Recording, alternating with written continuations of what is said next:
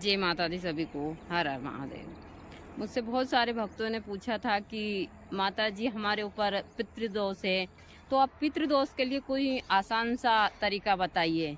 अभी चल रही है पितृपक्ष यानी श्राद्ध, तो अब इस पितृपक्ष में यह छोटा सा तंत्र का प्रयोग कर कर अपने पितृ को प्रसन्न कर सकते हैं और उनका आशीर्वाद प्राप्त कर सकते हैं। यह मेरे पास जो आप देख रहे हैं, यह है बबूल का पेड़। बबूल का पेड़ प्रेत साधना के लिए और पितरों के लिए इसका बहुत सारे प्रयोग हैं, जो मैंने बहुत सारे वीडियो में भी दिए हैं। तो यही है बबूल का पेड़। मुझसे बहुत सारे भक्तों ने कहा था कि माता जी वो पेड़ हमको दिखा दीजिए। ऐसे तो मैं हमेशा इन चीज़ों की जानकारी देती रहती हूँ। यदि आप अभी पितृपक्ष में रात्रि के समय इस पेड़ के नीचे घर का बड़ा बेटा, जो भी आपके घर में खाना बनता है, या फिर हो सके तो आप पितृ के लिए इतना तो कर ही सकते हैं, आप जो भी खीर पूरी और पितृ को हलवा पसंद है, यह सारी चीज़ें बनाकर और आप इस पेड़ के नीचे रात्रि के समय बड़े बेटा यदि रखता है और सच्चे मन से प्रार्थना करता है, तो आपके ऊपर चाहे कितना भी खतरनाक पितृदोष क्यों ना हो, वह भी खत्म हो जाता है और पितृ का आशीर्वाद मिल जाता है। कुछ कारणवश से हमारे पितृ रुष्ट हो जाते हैं, तो इन छोटी छोटी चीज़ों से आप उनको मना सकते हैं। और कहते हैं पितृपक्ष में पितृ पृथ्वी पर आते हैं और यह भोग ग्रहण कर कर और वह तृप्त होकर उनके जो भी पोता पोती और सारी चीज़ें हैं, उनके वंशज हैं, उनको आशीर्वाद देते हैं और वापस अपने धाम को चले जाते हैं। और यह एकदम सही भी है और हमको करना भी चाहिए।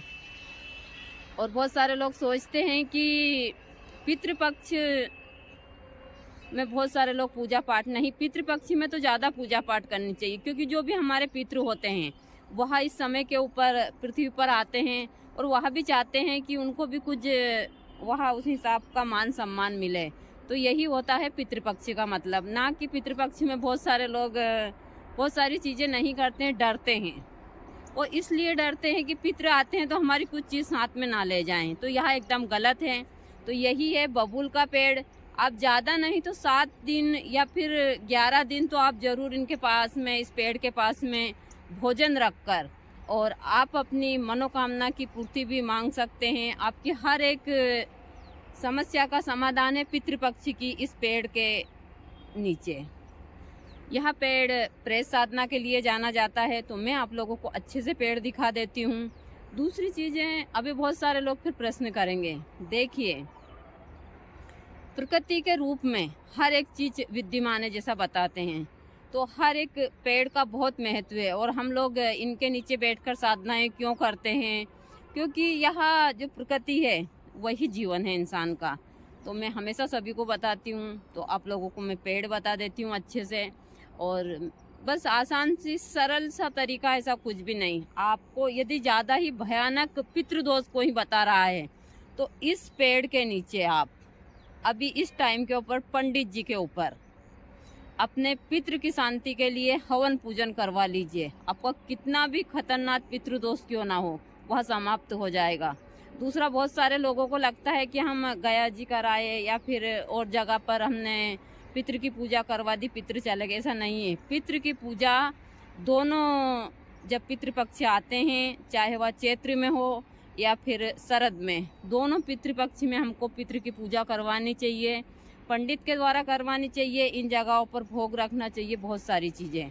तो आप लोगों को मैं पेड़ दिखा देती हूँ। इस पेड़ के नीचे आप पूजा करवा कर अपने पितृ को प्रसन्न कर कर और अपने जीवन को सुखी बना सकते हैं, चाहे कितना भी खतरनाक पितृदोष क्यों ना हो। यही पेड़ है और इसमें छोटे छोटे कांटे होते हैं। इसको कीकर बोला जाता है, बबूल बोला जाता है। और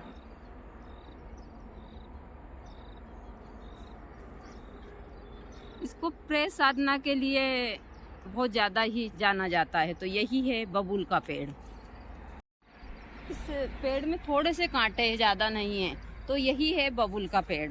और मैं जैसा बोलती हूँ कि हमारे यहाँ अब जो मौसम है उस हिसाब का हो चुका है, दूर दूर तक जंगल है।